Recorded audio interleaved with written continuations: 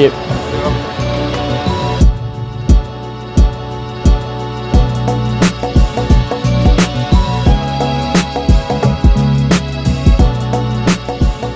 So compared to the places I normally travel to, Barcelona is pretty different.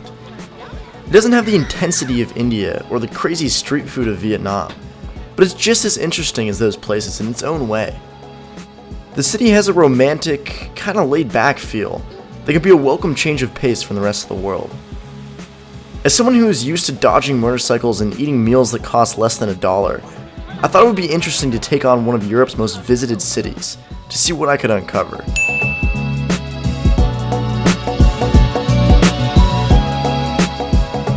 The first area of the city I wanted to explore was the Gothic Quarter, famous for its medieval architecture and historic shops.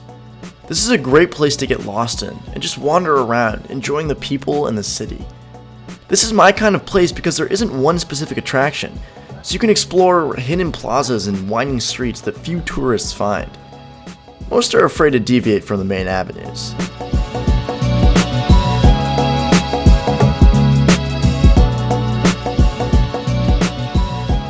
Just down the way from the Gothic Quarter is Ciutadella Park. This is where most Barcelonians go to relax and meet up with friends. The 70-acre park is also home to Barcelona's zoo, the Musée d'Art Moderne, and the Cascada, or the waterfall. Without a doubt though, my favorite thing about the park are the hundreds of street performers who come here to show off their skills. The park just has a really relaxed vibe that makes it perfect to spend the evening at.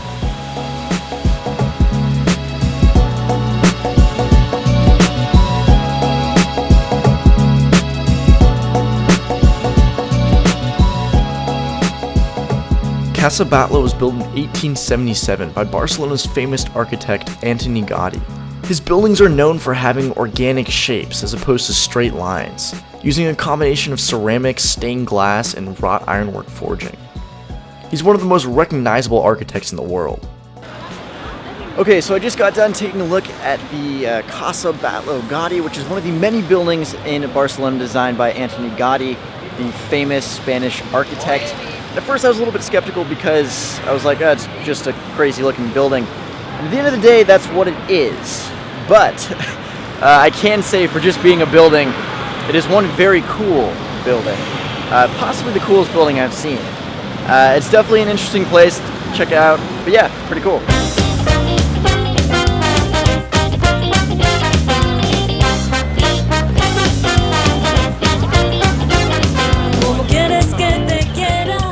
St. Josep de la Boqueria has been in operation since 1217, providing Barcelona with fresh meat, fish, and produce. This is the place that you can walk in and just feel the energy. Something that this market does surprisingly well is combining tourism and local life. The crowd is mixed, it's about 50-50 tourists and locals, and the stalls cater to both groups. Everyone feels welcome here.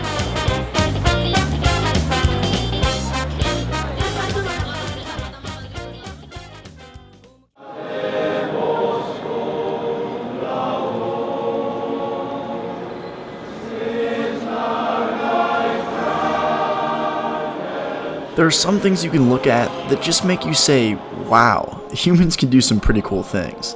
And the Sagrada Familia is definitely one of them. Construction began on the church in 1883, and it won't be finished until 2028.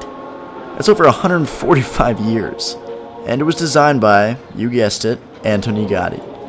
When asked about the project's proposed construction time, Gaudí remarked, "My client is not in a hurry." He died in 1926 and the church was only 15 to 25% complete. He meant business.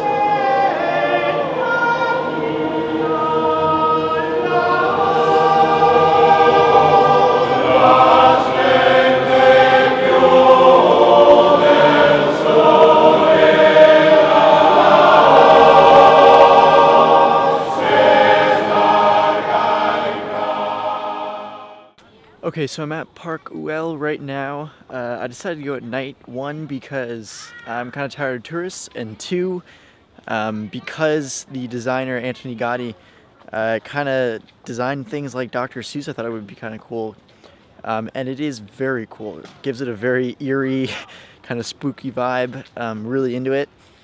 Definitely a unique way to experience the park. So if you're down with tourists, I'd say go during the day because you can see more. But if you're down for something a little bit different, maybe try going at night and see if you like that better.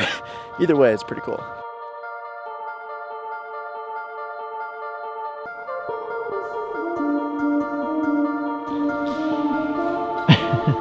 It's kind of awesome.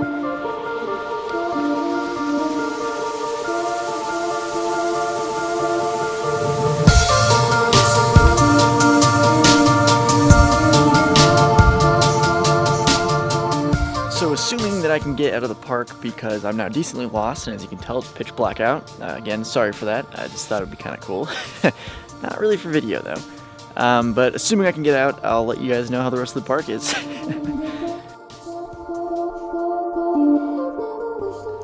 Just down the street from Ciutadella Park is the Arc de Triomphe. Built as the main gate for the 1888 World Fair, the 91-foot arc can be seen for miles around. Surrounding the base of the gateway are dozens of stalls selling a variety of street food and gifts. And of course, as with most places in Barcelona, street performers are never too far away. Yeah,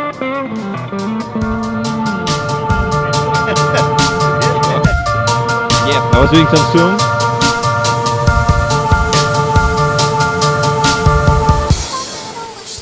Okay, so right now I'm at the Castle Montjuïc, which is on the top of a hill.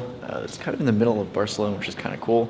And apparently during World War II, after France was taken over by the Germans, the current Spanish president was actually brought to this castle and incarcerated, and they had a secret trial in which they accused him of supporting the Allies and then sentenced him immediately to death.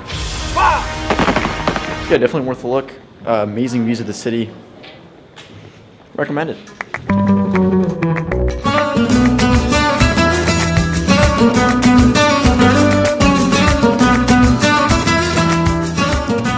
Okay, so that was the Castle de Montjuïc, which was definitely worth seeing. You can buy a one-way ticket now on the telephone. I actually don't know what this is called, but it's cable car. It's a cable car. It was €12 for a round-trip ticket, or 8 for a one-way. I recommend 8 because there's some pretty cool stuff to see on the way down, and it's not that far. Yeah, you can weigh your options and decide which one, but I recommend walking down.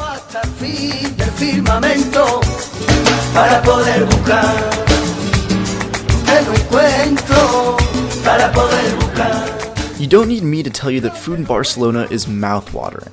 From tapas to pizza to Catalonian desserts, food should always be a big part of your trip here. I'm not going to get into specifics, but if you want to see a full list of my favorite restaurants and street food spots, feel free to check out my website, which I'll put a link for in the description of the video. Apart from that, I would just say, eat as much as you can, and you won't be disappointed.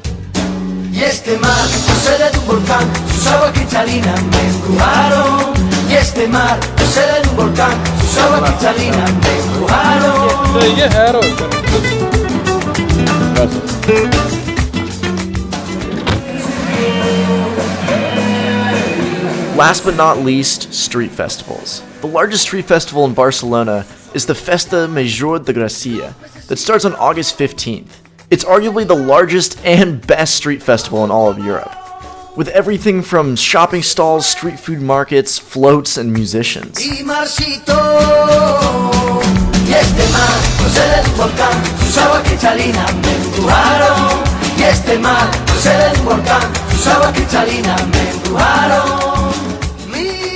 Even if you're not in Barcelona in August, there are dozens of other festivals that other neighborhoods hold throughout the year, so make sure you do some research and see if anything's happening while you're there. I mean, when else are you going to see something like this?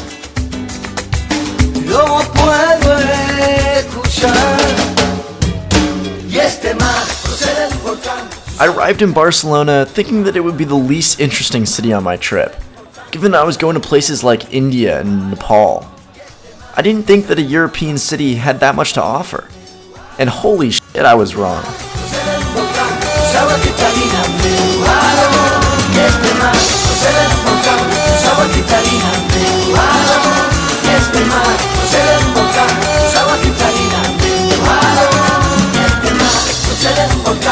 agua cristalina,